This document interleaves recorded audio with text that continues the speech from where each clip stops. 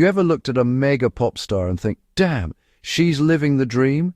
The mansions, the private jets, the perfectly symmetrical selfies, the screaming stadium crowds, the whole glamorous package. It looks like paradise dipped in glitter. But the thing is, behind the diamond chains, behind the award show smiles, behind the red carpet glow, lies a side of fame that feels more like a slow, beautiful disaster. The life of a mega pop star actually sucks, like really sucks. Not in a cute, all fame is hard way.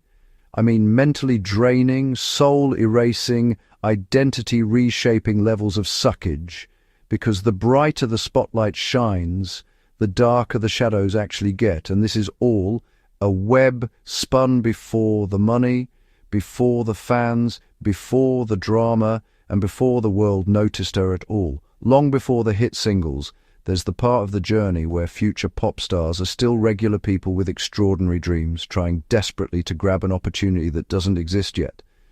She's working at cafes until midnight, coming home smelling like burnt coffee and stress, all to save up for one barely affordable studio session.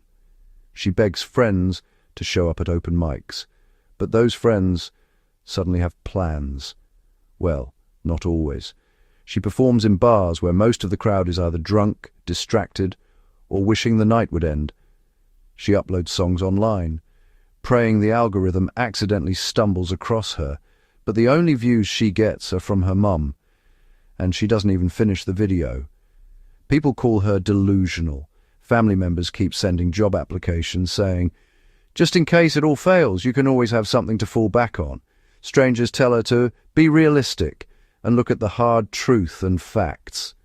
The probability for success in the music industry is like 1 in a million, and that's on a good day, they'd often say, but this doesn't stop her from trying even more. She's relentless in her pursuit of fame. She practices in her bedroom, cries in her car, rehearses in the shower, and lies awake at night wondering if all this effort is just leading her nowhere. This is usually the version of the story that will never trend, until on one random day something finally hits. Maybe it's a short TikTok clip.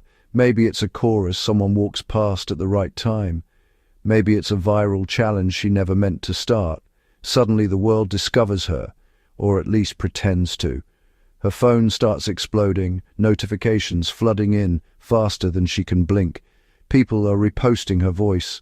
Comment sections are cheering. Messages from industry people appear out of nowhere, all saying the same thing. You're special, you're next, let's talk. It feels like the universe just flipped a switch and said, congrats, your suffering phase is over.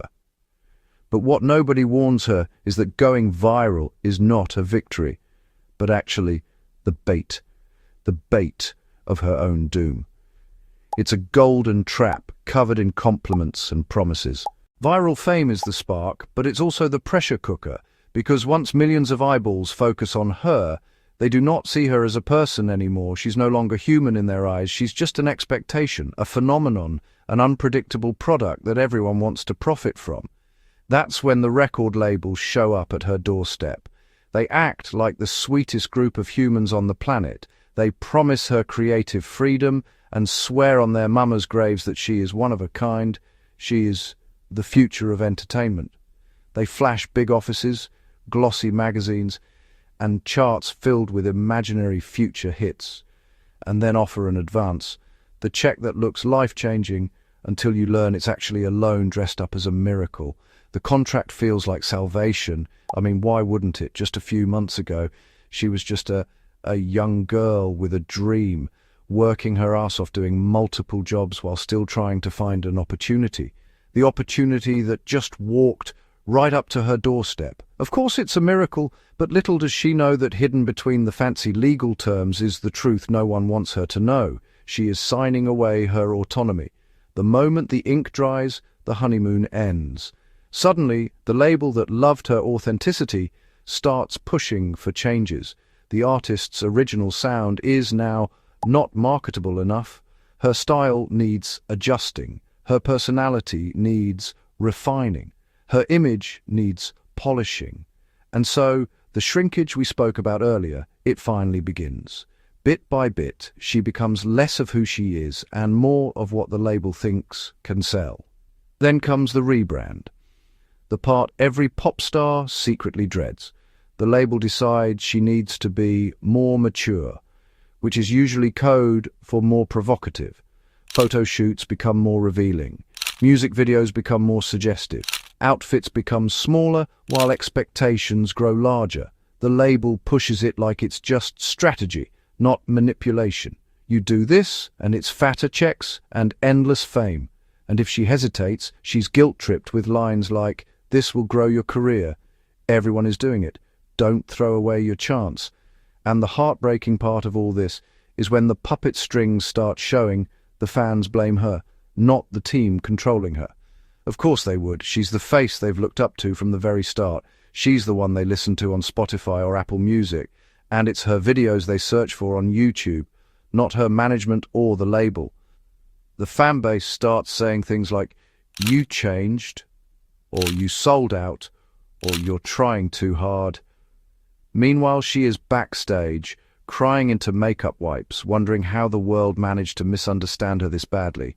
She scrolls through comments that used to be supportive but now sting like poison. Everything she does is dissected, criticized, compared, debated. She went from being everyone's favorite underdog and sweetheart to becoming a target. But this doesn't slow down the fame machine, not even one bit. In fact, it's the controversies that keep her afloat and shoot her even further up the music charts, helping her sell out more shows and arenas. She checks her numbers one morning and realizes she's pulling in millions of streams daily, numbers she used to stare at in awe when they belonged to the artist she once idolized during her struggling phase. Now she's matching them, and in some cases, even surpassing them. Soon enough, the award nominations start rolling in. Best New Artist, Breakout Song of the Year, Viral Hit of the Year. Those red carpets she once watched from a cracked phone screen, yeah, she now walks those carpets, and now even winning the awards they were made for. She's being handed trophies, giving speeches, getting her name engraved on plaques that will sit in museums of music history. And then comes what she couldn't have predicted in her wildest dreams: accolades from the big leagues in the industry. Legends she once dreamed of meeting are now praising her publicly, co-signing her talent, mentioning her in interviews, even calling her the future. Collaborations she once thought were impossible start landing in her inbox like casual Tuesday emails. But to all of these comes even a greater price to pay. As her popularity skyrockets, her freedom starts crumbling until it's literally non-existent. Walking outside becomes a mission because paparazzi appear almost everywhere, like they've respawned from thin air. Every pound gained or lost becomes a trending topic. Every relationship is either rumored, judged, or controlled. Even grabbing coffee turns into a headline. There's no more privacy for her, and it's all said that it's the life she chose.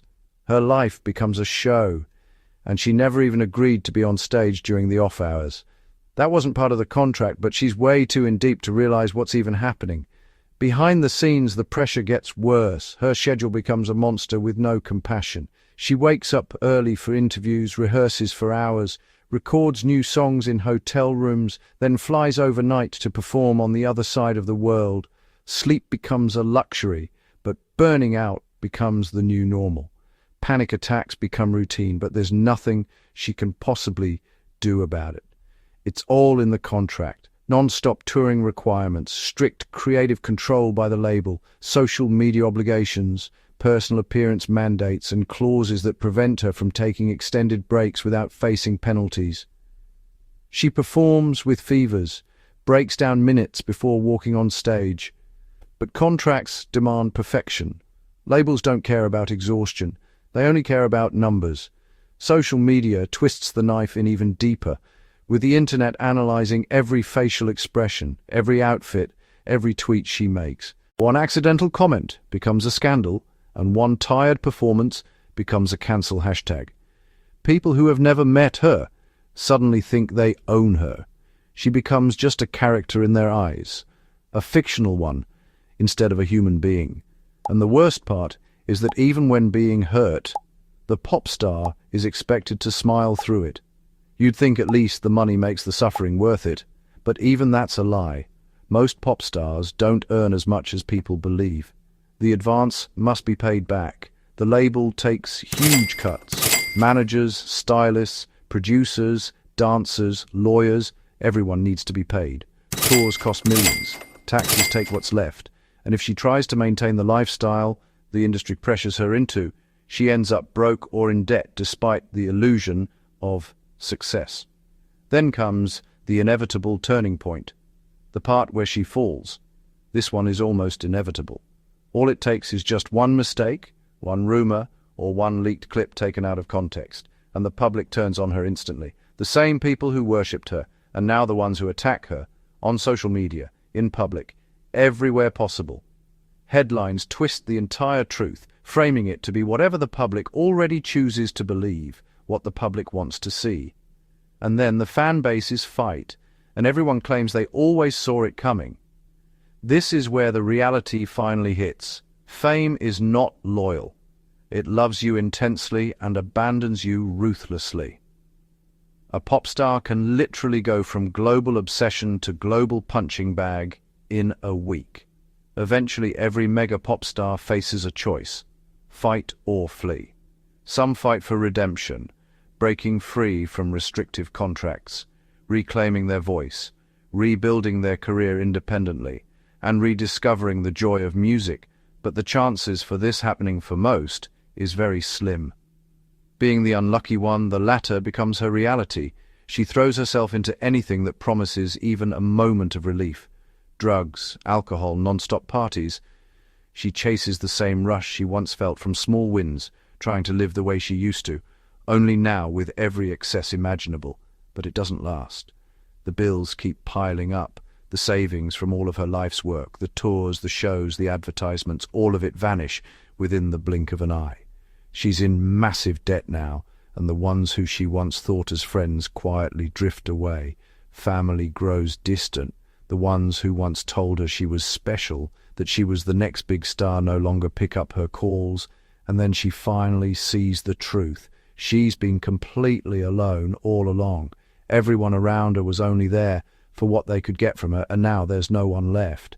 She's left with nothing, nothing at all, but the big empty house, the empty bottles, the lines of drugs on the table, and the fading flashes of her past glamour haunting her dreams.